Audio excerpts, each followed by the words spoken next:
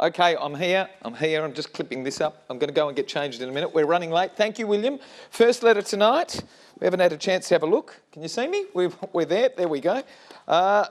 They can't find it within themselves to acknowledge that other 50% of humankind on this planet. Women. That's a good letter. What's that about? Pope Frank is against abortion and contraception. How grossly irresponsible. Ooh, that'll be a chatty one. Followed up by this one. I just had sex. That's not the reason I'm late.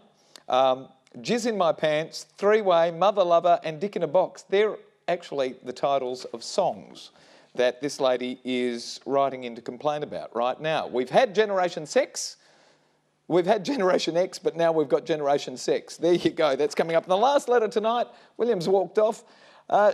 Do I walk away from this? She owes me $30,000. It's enough to get a deposit on a unit. I don't think you walk away. I'll be changed. There'll be a panel here. All the letters coming up in about 20 seconds. Sweet and sour. Don't go away. See you soon. Bye. Got a problem, big or small, would a miracle be nice? Our monthly crew is back, churning out advice. You might even laugh a bit in the following half hour. Park your backside on the couch, 'cause baby, it's time for Sweet and Sour. Right here on Sweet and Sour.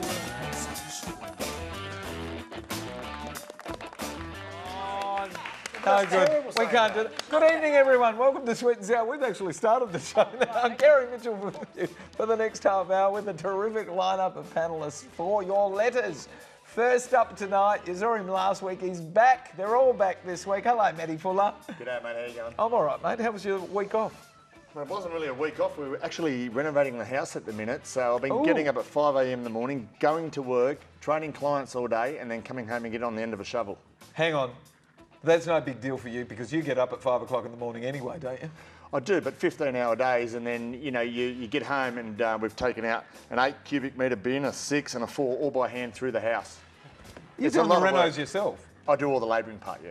Are you serious? Yeah. That's huge. My wife does too, she helps. All right, next time I want a progress report. Give us a photo. Go home tonight and give us a photo. Well, aren't we friends on Facebook? Yeah, send it You to me. don't look at it too much, do you? No, I don't. I don't have time for that. Have you got time for Facebook?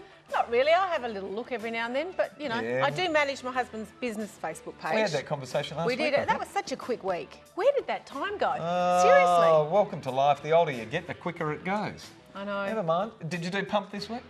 Yeah. Yeah? How many classes? 3. 3. Yep. You missed one. Yeah, I remember. Sung any songs this week? Not this week, but what I'm really loving is hearing about a man that loves Labor when we don't like Labor at all. We don't like Labor at all. But it's good when the husband does Labor and you do Labor. You know. But did that make any sense at all? No. Sure. I was talking about birth Make- Labor. Birth I Labor. was talking about birth Oh. Labor. You women are all about the sexual fairies. So if a man does housework and he comes home and help out, you know, you Yeah, get we your like skills that. on. Sexual fairies. We like that. Yeah, I like that. I Yeah, help I out. do. think That's- so, you know. I like that. Sexual and fairies don't go together for me. Unless you're an elf. But Elf, they're those little things that back fairies. to Labor. Sexual Good to be fairies. back. Thanks for having me, Gaz. Oh, welcome, mate. Sexual fairies. Here we go. First letter. Speaking of sexual fairies, I used to be a Catholic. Then I saw the Although light. I believe in a power greater than man, an ultimate creator, and even in the Christian philosophy, I have no faith in an antiquated control freak fraternity, namely the College of Cardinals. And nor could I possibly consider that group of old farts remotely relevant for the challenges of life in the modern world.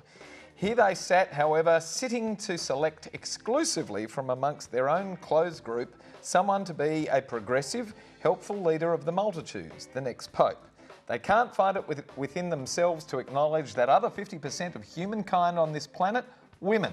No matter how wonderful that group thinks its pontificating may be, the fact that it can't cope with the influence of the female of the species sets in stone its course to ultimate self-destruction. What a letter!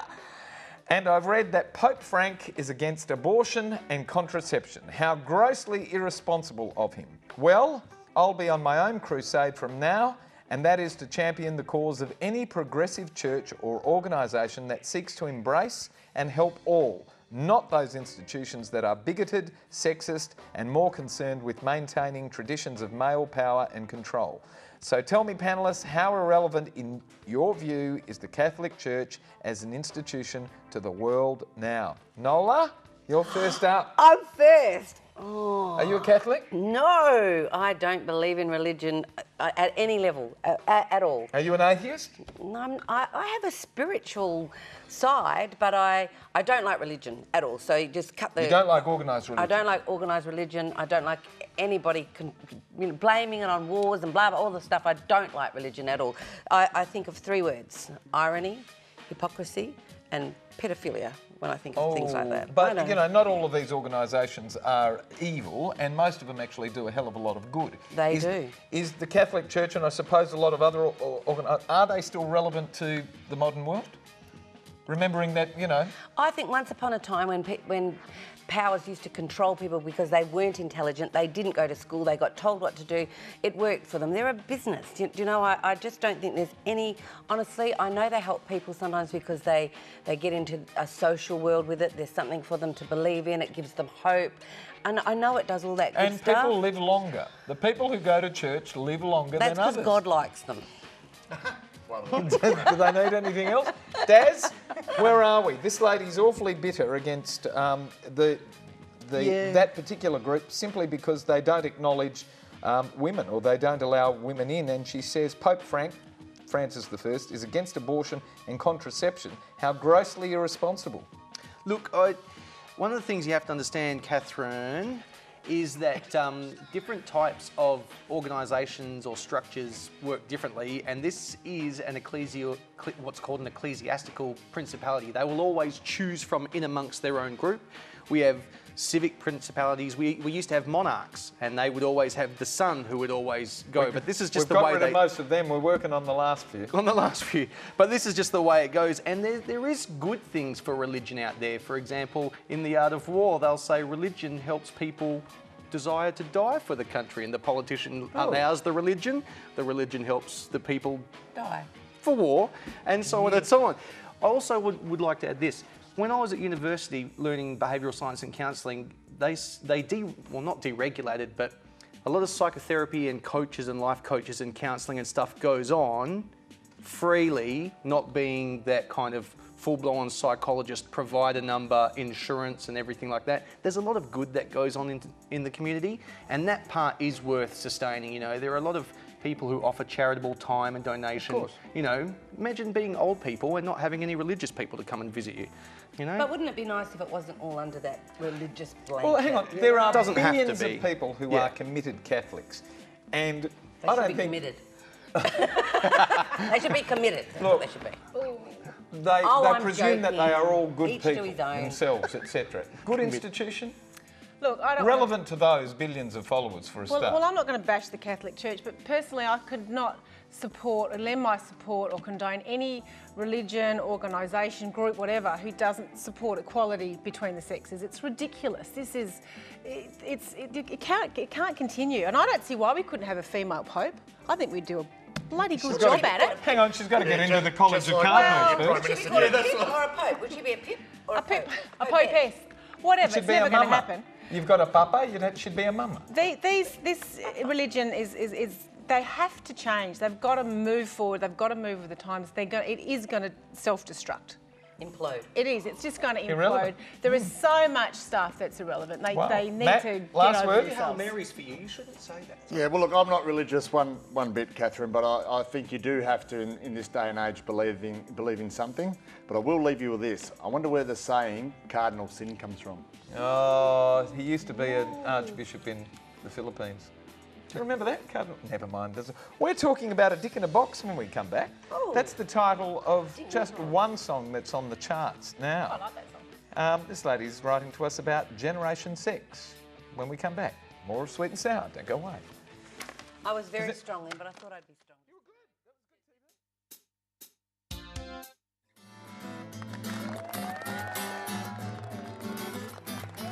What a bitch.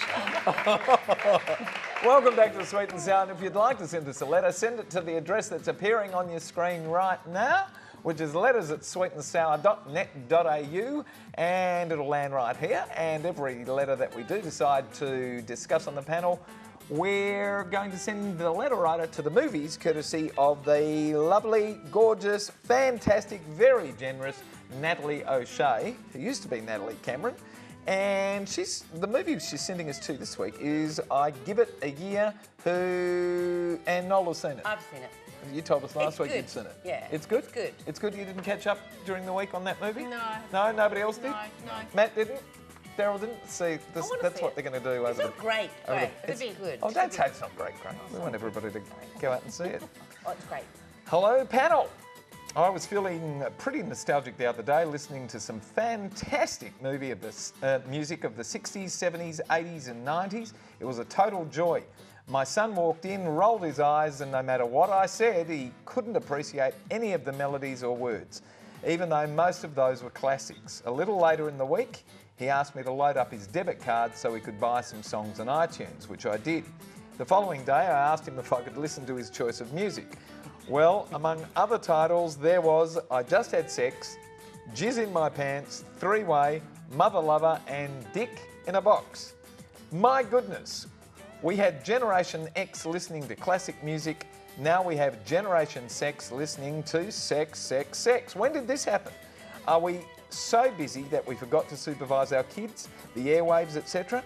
Have we lost total control now? My girlfriend tells me that they can't control where their kids will possibly be downloading porn because it's everywhere. Are we on the eve of destruction? That was a good song too. And if we're not, will we ever get back to appreciating the good things in life rather than just sex, sex, sex?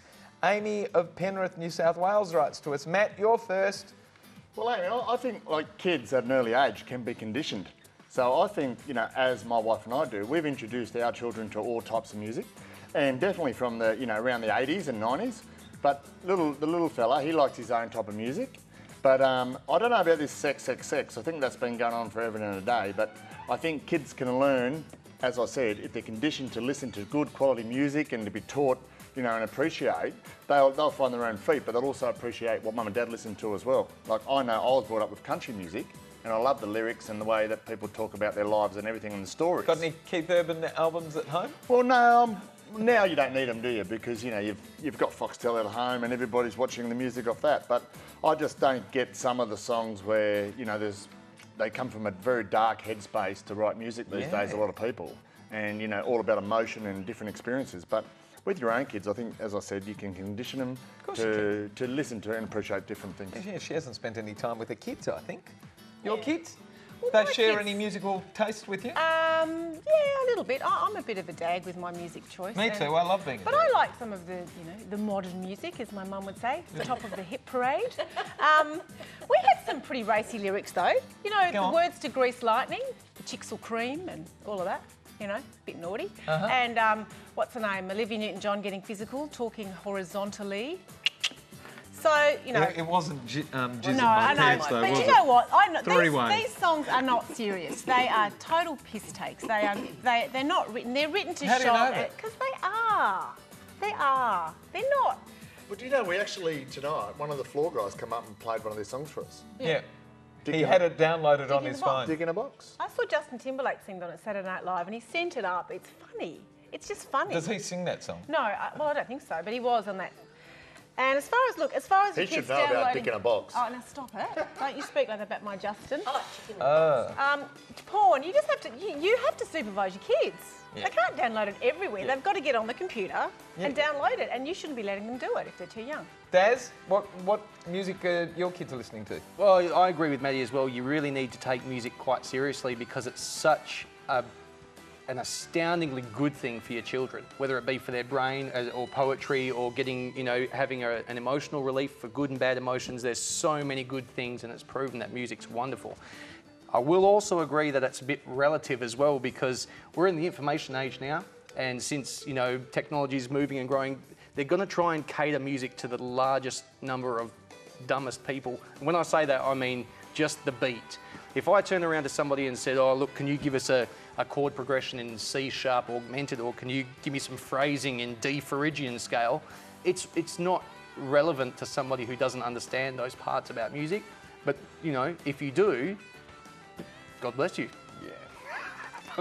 God bless, he's back again. The information age is huge. Kids don't have any time to listen to music. They're not going to be able to appreciate all that great music of the 60s, 70s, 80s. Earphones in all the time. Whoa. Music in my home from the beginning through, always music in my home. Current music? Current music, old music. My kids would know theatre, they would know rock, they would know jazz, they would know soul, they would know rhythm and blues. And it's a bit of a next generation thing when you start saying this, because, you know, my mum's parents didn't like her watching Elvis Presley rotate his little hips. Same sort of thing. Do you know, you've just sort of got to, I don't know, watch it, but it's part of the times. Go with the times. My little fella's actually up doing hip-hop dancing. Yeah. And loves it. Yeah. Fantastic. They do, and they get down and dirty with it. And it's great for sport too, I think. What do you do if you break up and your partner owes you a whole heap of money? Get it back. You get it back? Absolutely. That's what we're talking about when we come back. Don't go away. Someone who owes a lot of money. See you soon. True. You know, when I wake up at 3 a.m. in the morning, screaming and sweating, it's memories of sweet and sour that reassure me.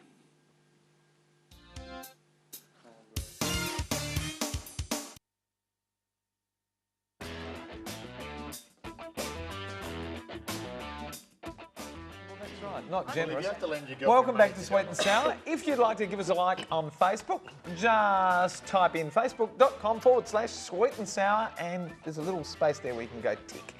And that means you like us. So please do that. That'll be great. And we've also got our website that you can log on to, which is sweetandsour.net.au. And you can send us a letter on there as well. Here we go, dear sweet panellists.